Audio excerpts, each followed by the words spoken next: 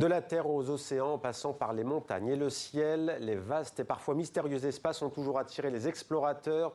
Jean-Christian Kiep en fait partie. Il propose dans son dernier livre de partir à la découverte d'une vingtaine d'aventuriers d'aujourd'hui. Bonsoir Jean-Christian Kiep. Bonsoir. Soyez le bienvenu sur TV5 Monde. Ce livre, le voici, récit d'aventure, voyage, exploration et péripéties sous la direction d'Olivier Weber et de vous-même. Donc, c'est aux éditions de l'Aube. Alors, on va d'abord profiter de l'une de vos aventures, si l'on peut dire entre guillemets. Pourquoi ? Parce que vous êtes tout juste de retour d'un pays dont on parle beaucoup en ce moment d'actualité. Il s'agit de la Géorgie, ex-république soviétique du Caucase. Vous êtes rentré samedi, il me semble, samedi, le 21 décembre, il y a donc 3 jours. Il y avoir passé 15 jours. 15 jours. Alors, pour poser le décor, crise politique, il y avait des législatives le 26 octobre dernier, remportées par le parti au pouvoir, Rêve géorgien, mais contestées par l'opposition. Qu'est-ce que vous avez vu sur place, vous, en tant que reporter ? Est-ce que les manifestations continuent ? Alors, les manifestations continuent. Elles assemblent beaucoup de jeunes, mais pas seulement, beaucoup d'intellectuels qui, finalement, se plaignent de l'opposition, enfin, du régime au pouvoir et du recul qui a été pris vis-à-vis de l'Europe. Donc, on a passé 15 jours sur le terrain. On ressort avec 2 certitudes. La première, c'est que les élections ont été truquées. Ça, c'est... Personne ne s'en cache. Même l'opposition, à la limite, a du mal, si vous voulez, à reconnaître que ce n'est pas le cas. De différentes manières, en payant des gens, en les faisant voter plusieurs fois, en les contraignant également. Et on estime que la fraude va autour, on va dire, entre 10 et 15%. Ce qui est largement suffisant puisque le parti au pouvoir, le Rêve géorgien, a atteint 54% des voix. Ça, c'est la première certitude. La deuxième certitude, on sent la main du Kremlin, on sent la main de Moscou qui est pas loin. L'Ossétie, si vous voulez, qui a été récupérée sur le territoire géorgien il y a quelques années, est à 30 km de Tbilissi. L'Ossétie du Sud. L'Ossétie du Sud, ouais. Exactement. Et on sent que la politique est instruite, manipulée par Moscou. Mais que vous ont dit notamment les jeunes que vous avez rencontrés en Géorgie ? Quelles sont leurs aspirations ? Les jeunes ont un combat un peu désespéré. C'est-à-dire, ils disent, c'est notre dernière chance. C'est notre dernière chance. J'espère que ce n'est pas vrai. Mais en tous les cas, c'est comme ça qu'ils le ressentent. C'est leur dernière chance d'accéder à la démocratie et la prospérité.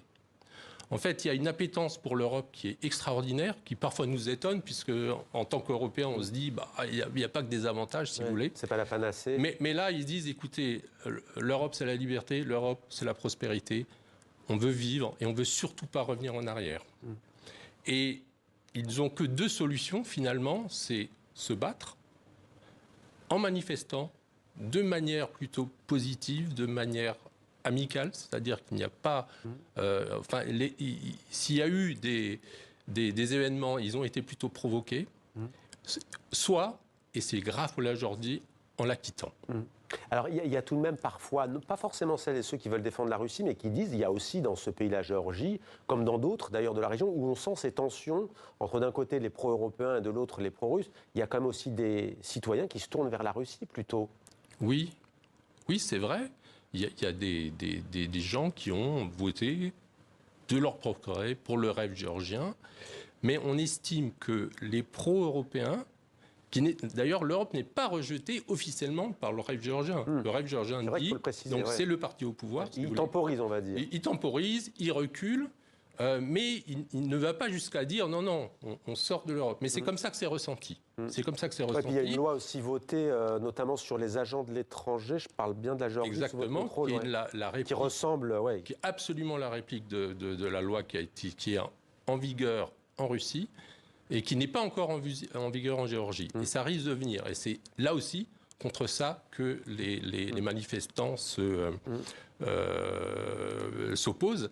Et donc, pour finir, il y a à peu près 80% des gens, ça c'est le chiffre qui revient tout le temps, qui sont pro-européens. C'est-à-dire qui ont envie de se retourner de se tourner vers l'Europe et en non tout pas cas, se voilà, retourner. l'explorateur, reporter qui témoigne sur la Géorgie. Alors vous êtes allé en Syrie il y a beaucoup plus d'années en arrière de cela. C'était à Kobané dans le Kurdistan syrien, Oui, au absolument. moment du départ de Daesh. Oui. C'est en 2015, après un conflit... Un peu après 2015. Un peu après 2015. C'était au moment du gros combat qui a eu lieu à Kobané entre l'État islamique et les Kurdes. Ouais. Avec un peu de recul, quel regard portez-vous sur la situation 16 jours après la chute de Bachar el-Assad? Beaucoup de Syriens ont dit dans des reportages « Laissez-nous savourer cet instant, c'est la fin de la dictature ». Les inquiétudes, évidemment, vont sans doute venir avec les islamistes au pouvoir.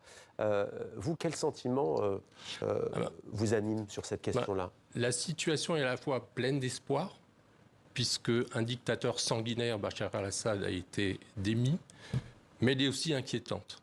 En fait, tout dépend, et c'est la grande inconnue, on ne sait pas quelle va être la politique qui va être tenue par l'HTS, qui a pris le pouvoir, donc. Et ça va déterminer beaucoup de choses. Alors, on peut se poser des questions sur leur degré d'islamisme. Est-ce qu'ils vont mettre en place la charia? Est-ce qu'il y aura des relations difficiles avec les femmes, etc. Ça, c'est le premier point. De comment ils vont traiter les minorités. Donc les minorités, c'est les chrétiens, c'est les chiites, puisque c'est une minorité qui était longtemps au pouvoir, mais qui ne l'est plus. Les alaouites, oui. Et les alaouites, et c'est les Kurdes. Et je dirais, avant tout, c'est les Kurdes. Et enfin, quelle va être la relation entre ce nouveau pouvoir et Ankara? Ouais, parce qu'il y a des acteurs... Qui est le grand gagnant, si vous voulez, de ces derniers jours. Ouais. Et les Kurdes sont vraiment en première ligne, parce qu'il est clair qu'il y aura une volonté de la Turquie de réduire l'autonomie, l'indépendance des Kurdes du Rojava. Ouais, plusieurs acteurs. Et ça a déjà commencé. Régionaux étrangers dans ce conflit. Récits d'aventuriers, voyages, explorations et péripéties. On voyage beaucoup à travers votre livre. Peut-être d'abord un mot pour vous. On va évidemment parler de Jean-Louis Étienne, premier homme à avoir franchi le pôle Nord en 1986. Qu'est-ce qu'un explorateur selon vous et un reporter a-t-il forcément, lui, des éléments de ce... Alors vous savez, il y a à peu près autant de définitions de l'aventure que d'aventurier. Ouais. Le livre a fait le choix d'avoir une approche extrêmement large de l'aventure, extrêmement variée. Donc vous aurez, donc il y a 24 récits qui sont faits par des explorateurs, comme Jean-Louis Étienne, mais également par des scientifiques, par des humanitaires, il y a aussi un réalisateur de films, Alain Tixier, qui a fait tous les films d'Ushuaïa, par des écrivains également. Donc on a une vision assez large de l'aventure. Et évidemment, l'idée de ce livre... Il y a Christophe Colomb et Vasco de Gama, et puis il y a aussi effectivement nos contemporains qui, à leur manière, veulent nous montrer un bout de ce monde. Absolument. Et l'idée, évidemment, c'est de se faire plaisir en lisant ces récits, mais c'est aussi susciter des vocations, parce que tout aventurier a commencé sa carrière par un livre.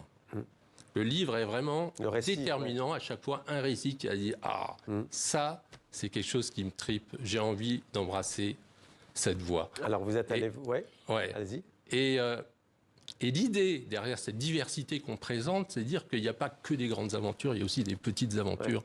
Et finalement, tout un chacun peut vivre sa petite aventure à partir du moment où il sort de sa zone de confort et qu'il se met en danger et qu'il visualise l'inconnu. C'est-à-dire qu'il va prendre un chemin dont il ne connaît pas l'issue.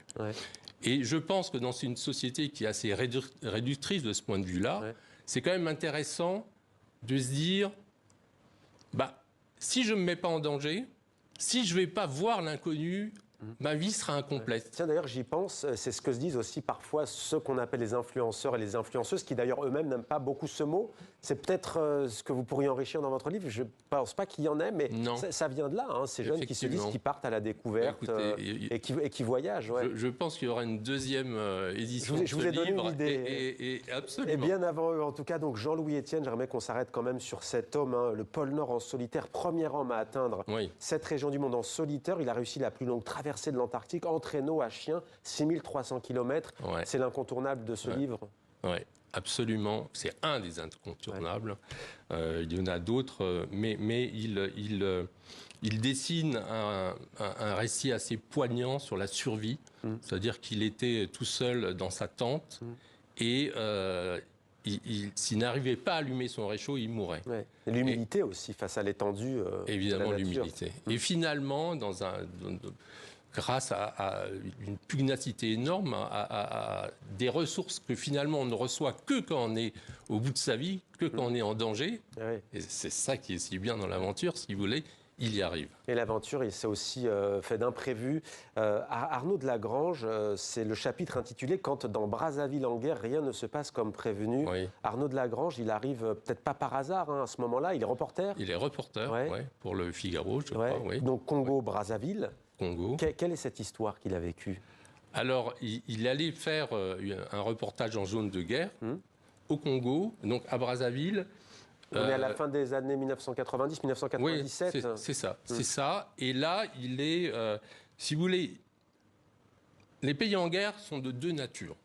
Vous avez l'Ukraine, où le front est bien dessiné. Et finalement, plus vous vous rapprochez du front et plus le danger augmente. Alors évidemment, c'est bombardé, Odessa est bombardé, etc.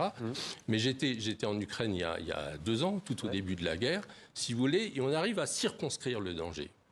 Et il y a des conflits où on ne sait pas d'où vient le danger. Et Arnaud de Lagrange, parce que c'est une guerre civile, parce que rien n'est clair, parce qu'il n'y a pas de front, parce que le danger est partout, si vous voulez.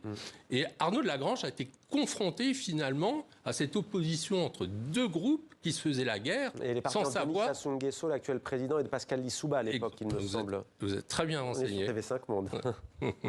Exactement. Et lui, donc, il devait gérer cette situation-là. Et pourquoi ce récit-là, il avait toute sa place dans ce livre?